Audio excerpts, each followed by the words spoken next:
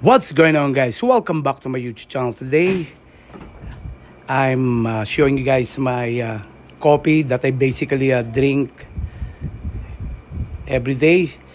So I tested this Cafe Lalabé espresso. You can buy this from any supermarket. You can buy it from Walmart. You can buy it from Amazon, and they are available. And you can see this also from Hispanic store, Super. You can find this out of the shelf, and Walmart, local Walmart store as well. The Cafe Lalabé, this one I tested this, and the taste, it's okay. I like the taste, but this is a this is a ground coffee espresso. But if you guys have a coffee machine that able to grind the whole beans, I definitely advise you guys for a ground coffee, try the 8 o'clock dark Italian espresso. This one tastes really good.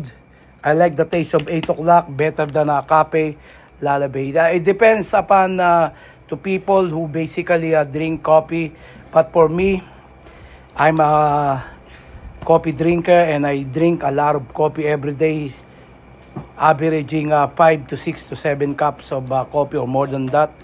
I'm addicted to drinking coffee. It makes me awake. I don't have any vices. This will boost up my energy to keep me awake for the whole day. And for espresso, whole beans, I definitely advise you guys try this one. You can buy this from Sam's European Cafe. This is a espresso as well. No. This is a European espresso, rather. European Cafe whole beans. You can buy this from Sam's. This one, it costs somewhere around $12 or $13 only from Sam's. While the taste of this, it's so good. And Lavazza espresso, a lot of people doing their blog as well regarding with this coffee. But when it comes to taste, because it's a this whole beans roasted coffee, it tastes really good. But for me, this is only for me. My impression or my taste bud when it comes to coffee. But this is a whole beans. I like 8 o'clock more. And this one, they said this is a Lavazza espresso barista. This is a Grand Crema medium roast. The master of espresso. You can buy this also from Amazon. Amazon also sell this, and probably Walmart. I don't know. I ordered this from Amazon. This one, it cost me. I ordered this online, and I subscribe from them. They will automatically deliver to me. If you will not subscribe for their offer, this one, it costs you $17 in change. But if you subscribe, they will charge you only $13. So I basically subscribe for 6 months. But as what I telling you guys, I can consume one of these somewhere around not more than 1.5 months. I'm able to finish this, or probably a month or so. I'm able to finish this whole package of this Lavazza espresso. And this espresso barista, this one, the crema, this is a little bit expensive. It cost me somewhere around like $22 or $23.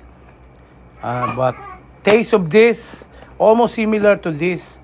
But they said that this is a Grand Crema.